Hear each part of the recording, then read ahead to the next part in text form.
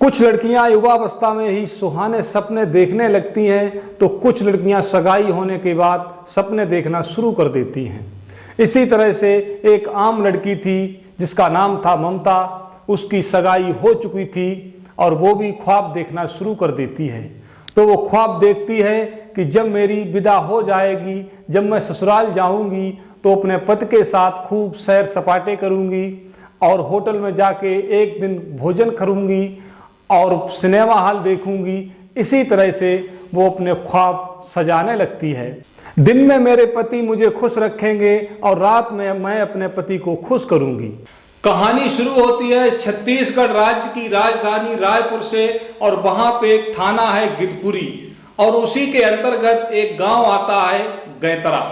इसी गैतरा में एक किसान निवास करते थे जिनका नाम था गणेश देवदास। और गणेश देवदास की एक बेटी थी जिसका नाम था ममता। ममता स्कूल जाती थी और इस वर्ष उसकी 8वीं की परीक्षा थी। 8वीं की परीक्षा पास करने के बाद पिता ने कहा, बेटी अब बहुत हुई पढ़ाई, घर पे बैठो और घर के कार्यों को सीखो जो आगे चल करके भविष्य में तुम्हारे काम आने वाले हैं। तो बेटी की पढ़ाई छुड़वा दी जाती है और ममता अपने घर पे अपनी माँ के साथ गृह कार्यों को सीखने लगती है। धीरे धीरे 1, 2 साल, 3 साल जब गुजरते हैं, वो गृह कार्यों में दक्ष हो जाती है। तो उसके पिता कहते हैं उसकी माँ से कि अब अपनी बेटी की शादी कर देनी चाहिए। यही सोच करके वे घर और वर को ढूंढना शुरू कर देते हैं।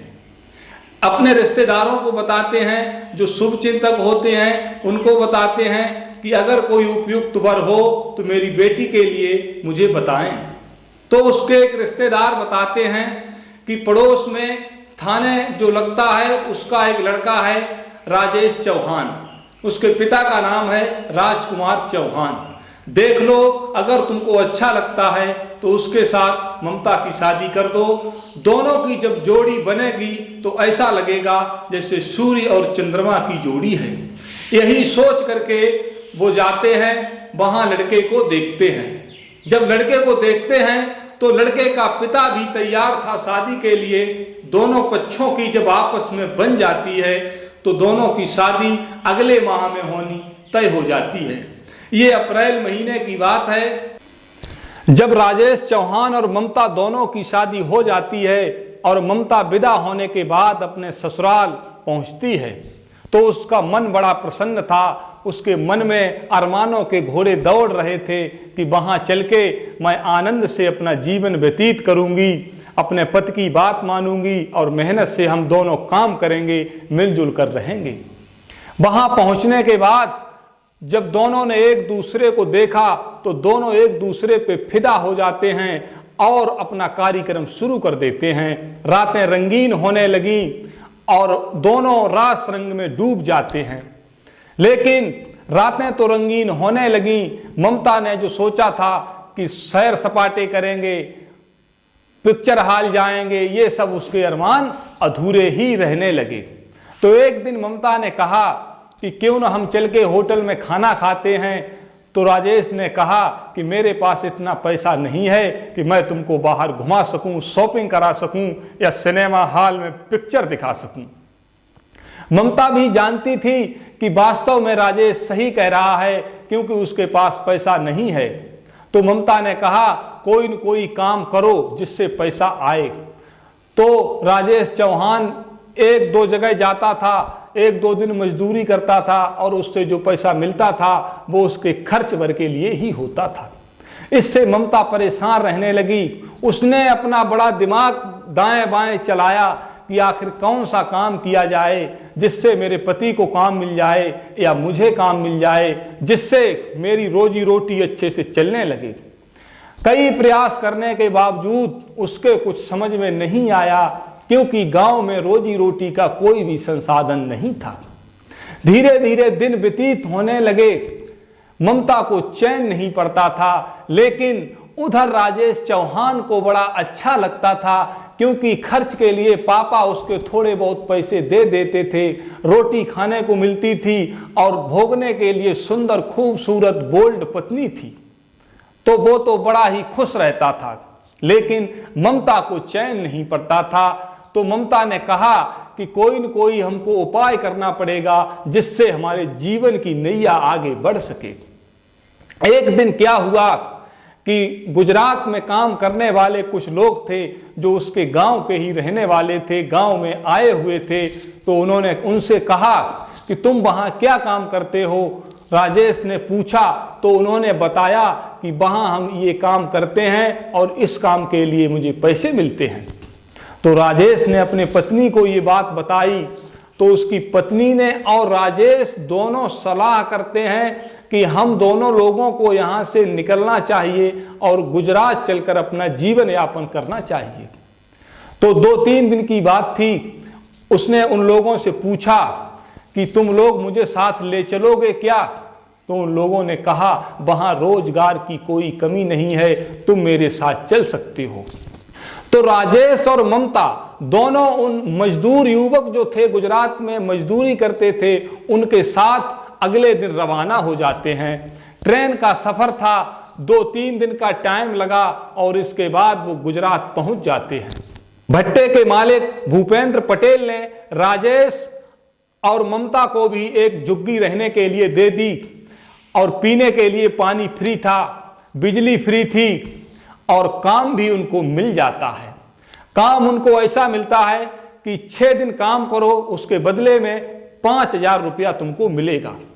इस तरह से उनकी जिंदगी सही से चलने लगी। धीरे धीरे कुछ दिन व्यतीत हुए तो एक दिन राजेश देखता है कि उसकी पत्नी भट्टे के मालिक भूपेंद्र पटेल के साथ बहुत ही हंस हंस के बातचीत कर रही है। बातचीत करने के बाद जब भूपेंद्र पटेल भट्टे का मालिक वहां से चला जाता है तो वो अपनी पत्नी को बुलाता है झुग्गी में और कहता है कि तू इससे बहुत हंस हंस के बात कर रही है, कहीं तेरा कोई चक्कर तो नहीं चल रहा है? तो वो लड़की कहती है, उसकी पत्नी, ऐसी कोई बात नहीं है, मैं अच्छा कार्य करती हूं, जिसके लिए वो मेरी तारीफ कर रहे थे। धीरे धीरे दिन व्यतीत होने लगे। शनिवार का दिन आया और शनिवार को उन दोनों को 5,000 रुपए दिए गए जो उनकी मजदूरी के हुए थे। इसके बाद संडे को अगले दिन छुट्टी थी तो दोनों ने क्या काम किया, वहां से निकल लिए और होटल में जाके भोजन किया, सिनेमा हॉल देखा, मौज मस्ती अपनी करते रहे। शाम को वापस अपनी झुग्गी में लौट आए। इसी तरह से वो लगातार काम करते रहे। पैसा खूब मिलता था, रहने की व्यवस्था भी ठीक थी। इससे वो दोनों प्रसन्न होकर के अपना जीवन यापन करने लगते हैं।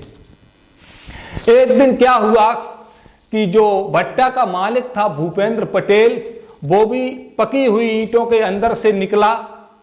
जब उसने दूसरी तरफ देखा तो उसकी पत्नी ममता भी उधर से निकल के आई।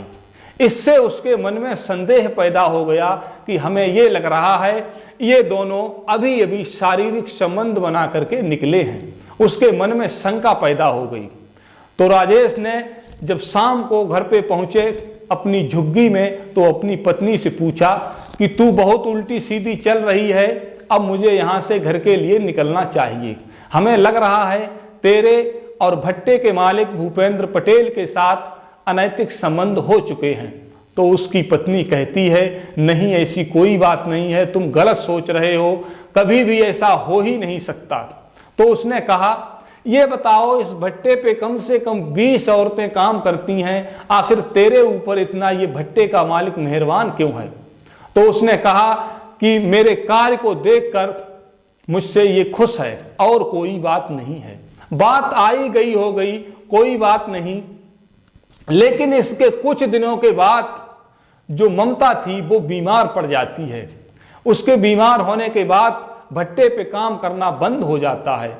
जब भट्टे के मालिक को ये पता चलता है तो वो उसकी झुग्गी में जाता है और 1,000 रुपए देता है और कहता है कि अच्छे से इलाज कराओ, जब तक ठीक नहीं हो जाती तब तक काम पर आने की कोई आवश्यकता नहीं है, और जब तक तुम काम पर नहीं जाओगी 6 दिन का आपको पूरा पूरा पैसा मिलेगा।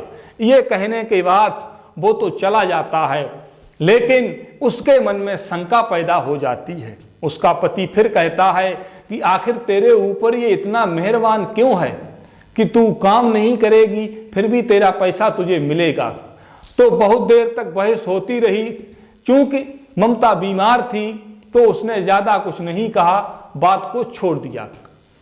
इसके बाद अगले संडे को वो फिर आता है भट्टे का मालिक, और उसने सूखे मेवे और जो मौसमी फल थे उनको लेके ममता को दिए जाके और कहा इनको खाओ, जब ठीक हो जाओ तब काम पे आ जाना। ये सब देखकर उसका संदेह और गहराता ही चला जाता है कि आखिर मेरी पत्नी और भट्टे के मालिक के बीच जरूर अनैतिक संबंध हैं।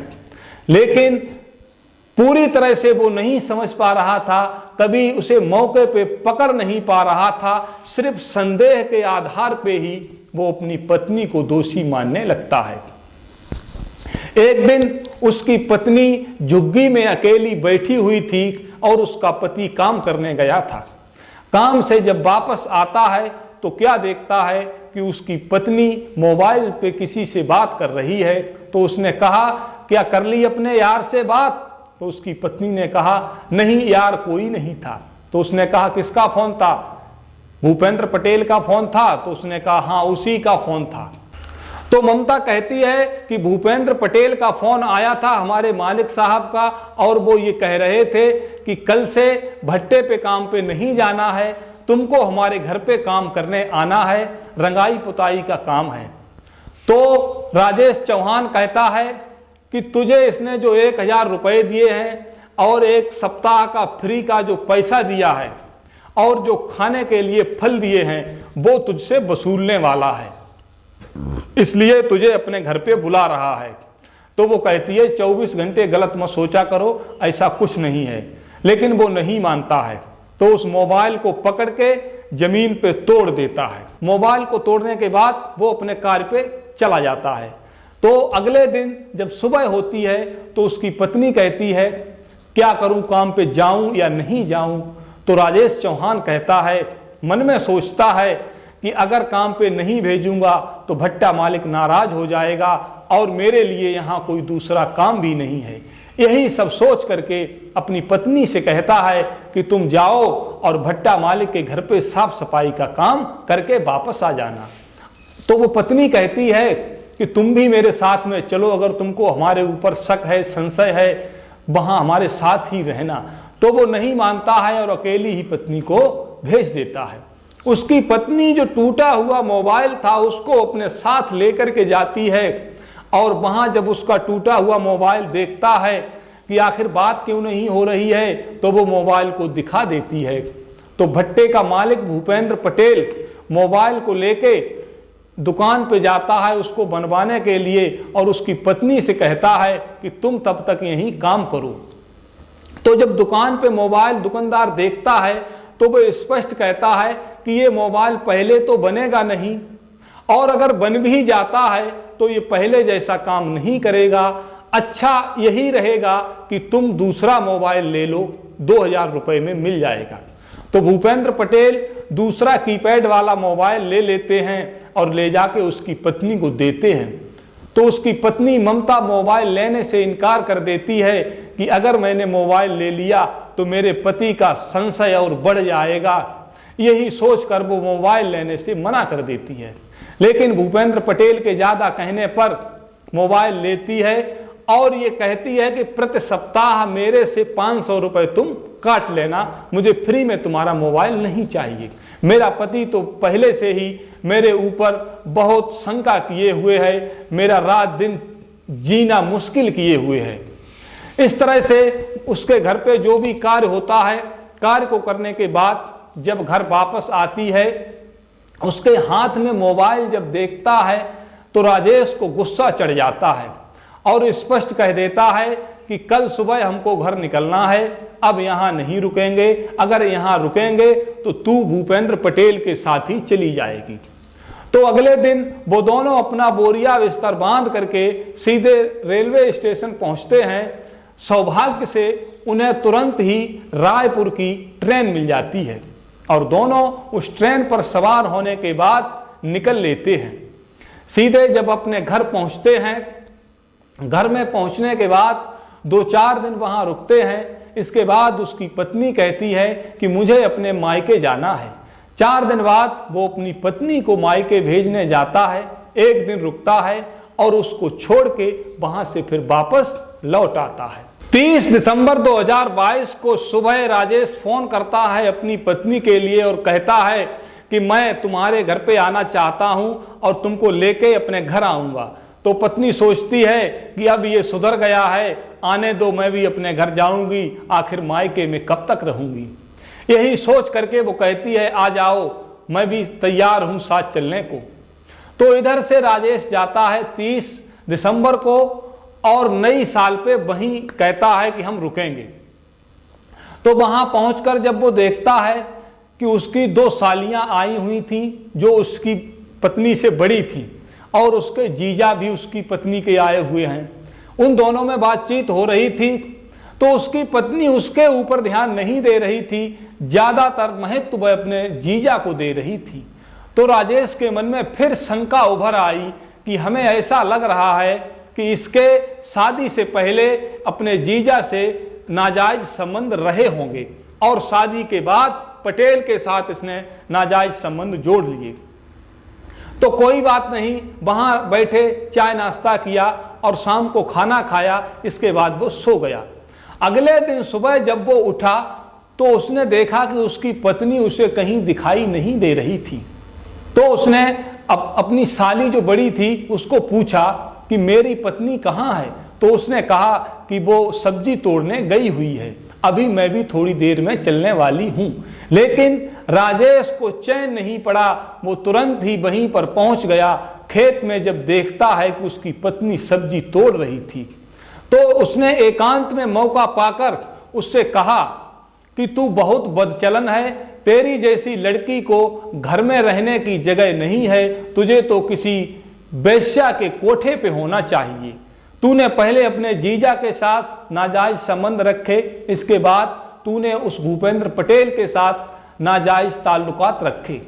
इस इतनी बात कहने पर उसको भी गुस्सा आ जाता है और दोनों में बहुत ही बहस होने लगती है। धीरे धीरे गाली गलौज होने लगता है।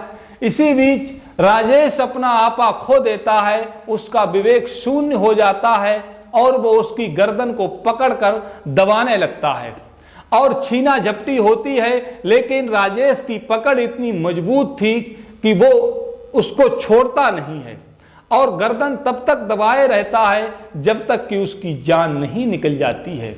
धीरे धीरे छटपटाहट होने के बाद उसके पैर अकड़ जाते हैं और वो गिर जाती है, मर जाती है। सिर्फ शंका के आधार पर राजेश ने अपनी पत्नी को मार दिया। पता नहीं वो गलत थी या नहीं थी, ये तो नहीं बता सकते, लेकिन अपनी पत्नी का कातिल आखिर राजेश बन चुका था। वहां पे उसकी छोटी वाली जो साली थी, बड़ी साली, वो पहुंच चुकी थी। उसने पुलिस को फोन किया तो पुलिस मौके पे आती है, उसकी पत्नी को पोस्टमार्टम के लिए ले जाती है। जहां पे डॉक्टरों ने देखा तो कहा ये मर चुकी है और पोस्टमार्टम करने का आदेश दे दिया जाता है और पुलिस उसको पकड़ लेती है, राजेश को, और पकड़ के जेल भेज देती है और अभी भी राजेश जेल में ही हवा खा रहा है। तो मित्रों, कैसी लगी ये कहानी? एक शक के आधार पर अपनी पत्नी की हत्या कर दी। ऐसे पति के बारे में आप क्या कहेंगे? पत्नी गलत थी या नहीं थी ये तो मैं नहीं बता सकता हूं, लेकिन कहानी अगर अच्छी लगे तो लाइक करना, कमेंट करना। चैनल अगर सब्सक्राइब ना हो तो चैनल को सब्सक्राइब जरूर करना। धन्यवाद मित्रों, जय श्री कृष्णा।